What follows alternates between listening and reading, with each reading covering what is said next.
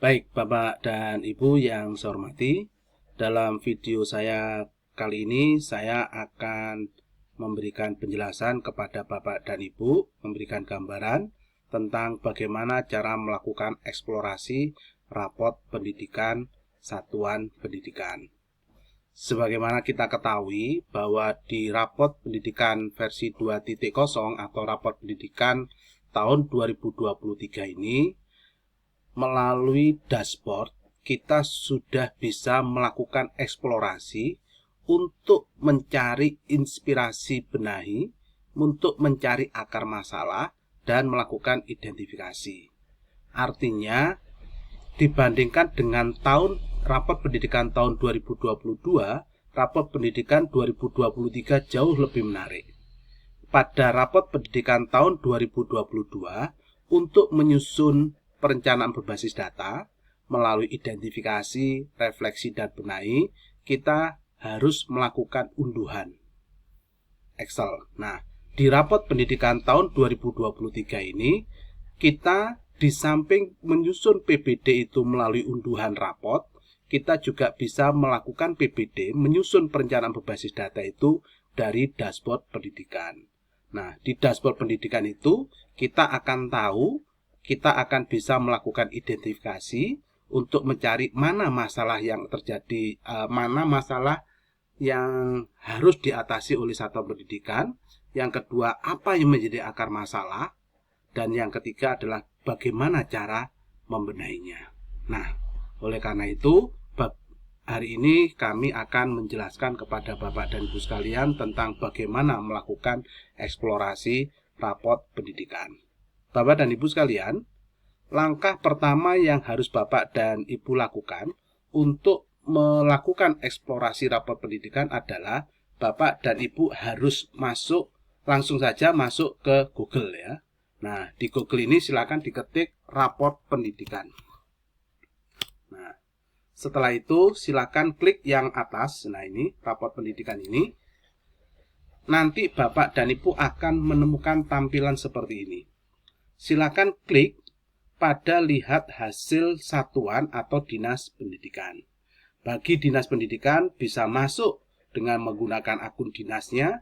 Bagi satuan pendidikan, Bapak dan Ibu bisa masuk dengan menggunakan akun belajar. Hari ini saya akan masuk dengan menggunakan akun belajar satuan pendidikan. Caranya kita klik, kemudian kita masuk dengan menggunakan akun belajar. Jadi, yang harus kita ingat bahwa rapot pendidikan itu hanya bisa dibuka dengan menggunakan akun belajar.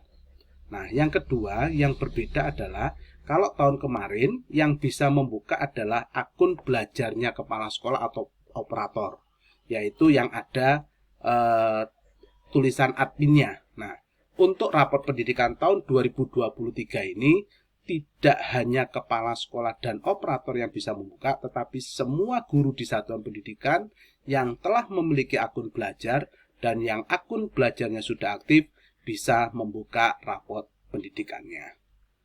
Baik, Bapak dan Ibu, saya akan masuk ke satuan pendidikan dengan menggunakan akun saya. Nah, maka begitu kita masuk dengan menggunakan akun belajar, kita akan bisa melihat bagaimana rapot pendidikan satuan pendidikan tersebut. Hari ini saya masuk menggunakan akun sebagai kepala sekolah SMP Negeri 1 Krujil. Nah, Bapak dan Ibu, ini yang menarik di dashboard kita. Semuanya sudah lengkap. Melalui dashboard ini, yang pertama kita akan disuguhkan resume atau ringkasan dari kondisi satuan pendidikan atas rapot pendidikan tahun 2023. Contoh di sini adalah resumenya atau ringkasannya adalah dibandingkan tahun 2022, kemampuan literasi SMP Negeri 1 Krujil mengalami peningkatan paling tinggi di antara indikator yang lain. Dari seluruh capaian di tahun ini, iklim kebinekaan menjadi indikator dengan pencapaian terbaik. Meskipun demikian, kemampuan numerasi adalah indikator dengan pencapaian terendah dan seterusnya. Ini adalah resume. Jadi, begitu kita membuka, kita sudah tahu persis kondisi umum dari satuan pendidikan. Nah, Bapak dan Ibu, Di dashboard ini, setelah Bapak dan Ibu membaca atau melihat resume kondisi umum, maka yang harus Bapak Ibu lakukan adalah Bapak dan Ibu melihat bagaimana kondisi 6 indikator prioritas utama dari raport pendidikan kita. Di mana indikator prioritas utama itu? Nah, di bawah ini ada kotak-kotak sebanyak 6, 1, 2, 3, 4, 5, 6. Nah, 6 kartu ini, 6 kotak ini adalah indikator prioritas. Apa saja indikator prioritas itu? Yang pertama adalah kemampuan literasi, yang kedua adalah kemampuan numerasi, yang ketiga adalah karakter, yang keempat iklim keamanan sekolah, yang kelima iklim kebinekaan, dan yang keenam adalah kualitas pembelajaran. Ini menjadi 6 prioritas yang harus menjadi concern bagi satuan pendidikan untuk selalu ditingkatkan. Nah, di masing-masing raport, posisi atau capaiannya akan berbeda-beda.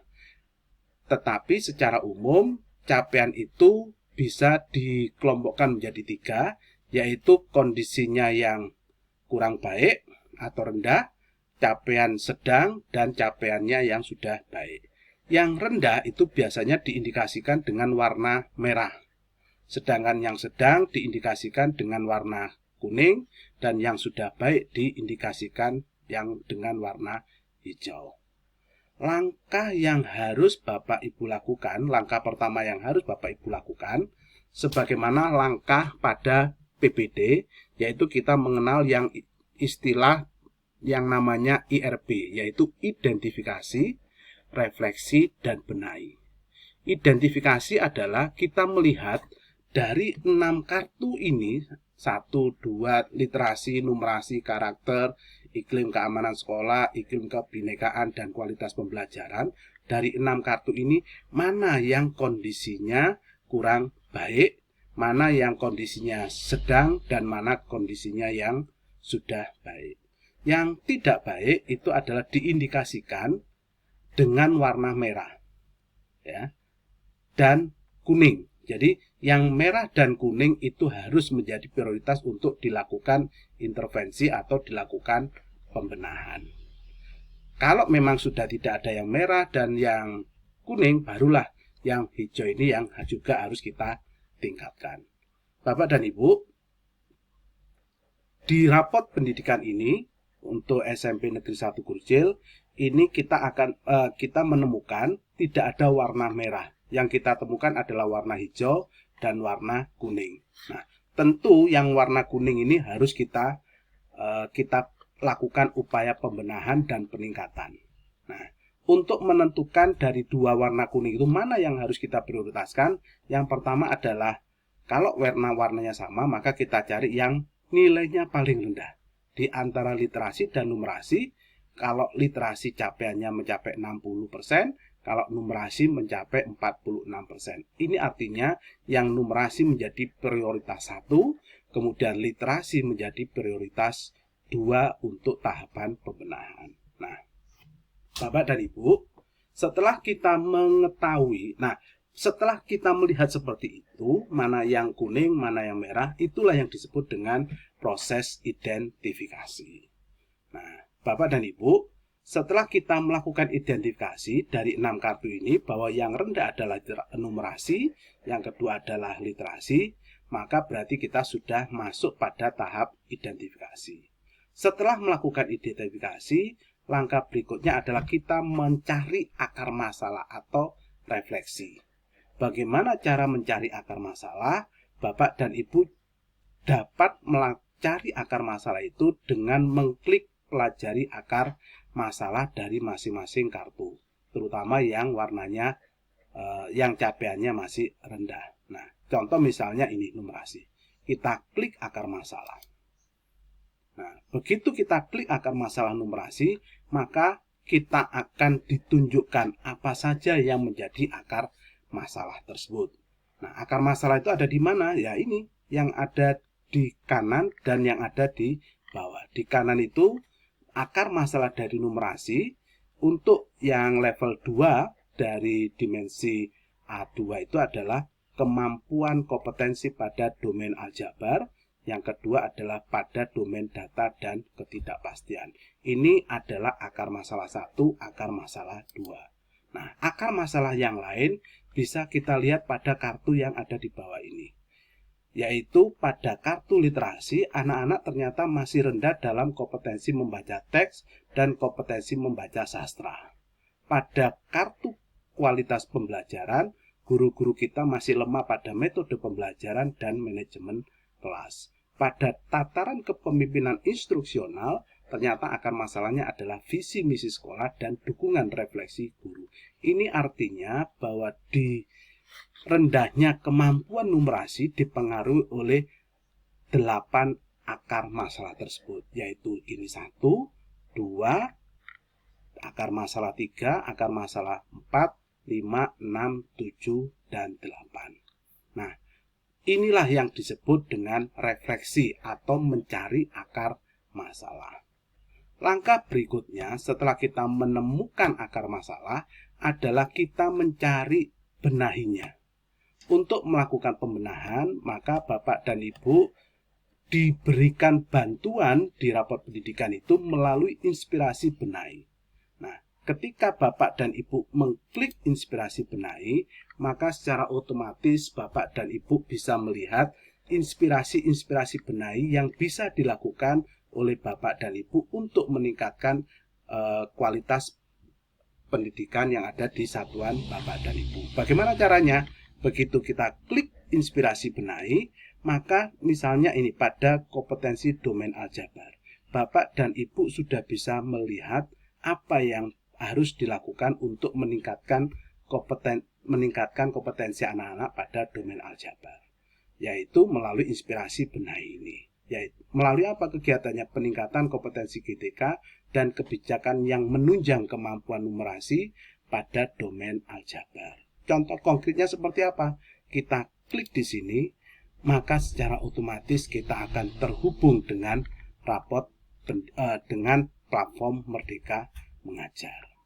Nah, ini adalah memberikan gambaran kepada Bapak dan Ibu sekalian tentang bagaimana melakukan pembenahan atas masalah-masalah yang menjadi persoalan di satuan pendidikan.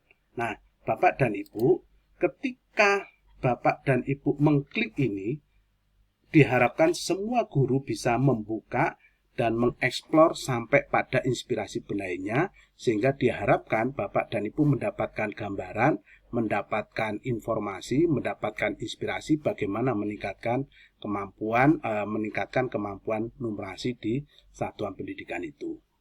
Termasuk kepada akar masalah yang lain. Nah, ini cukup diklik saja, kemudian dibuka. Nah, silakan Bapak dan Ibu membuka di sini, kemudian mempelajari satu persatu. Nah, itulah yang disebut dengan melakukan pembenahan melalui inspirasi-inspirasi benahi. Nah, Bapak dan Ibu, di dalam melakukan eksplorasi pendidikan, di dalam melakukan eksplorasi rapor pendidikan, kita tidak hanya dituntut untuk yang paling lemah saja, tetapi dari ke-6 kartu yang ada, 1, 2, 3, 4, 5, dan 6 ini, semuanya harus kita buka satu persatu, supaya Bapak dan Ibu bisa mendapatkan gambaran tentang apa yang menjadi akar masalah dari 6 indikator prioritas tersebut. Nah, kalau Bapak dan Ibu sudah membuka satu persatu dari 6 kartu tersebut, maka itulah dikatakan bahwa Bapak dan Ibu telah melakukan eksplorasi terhadap rapor pendidikan satuan pendidikan Bapak dan Ibu sekalian.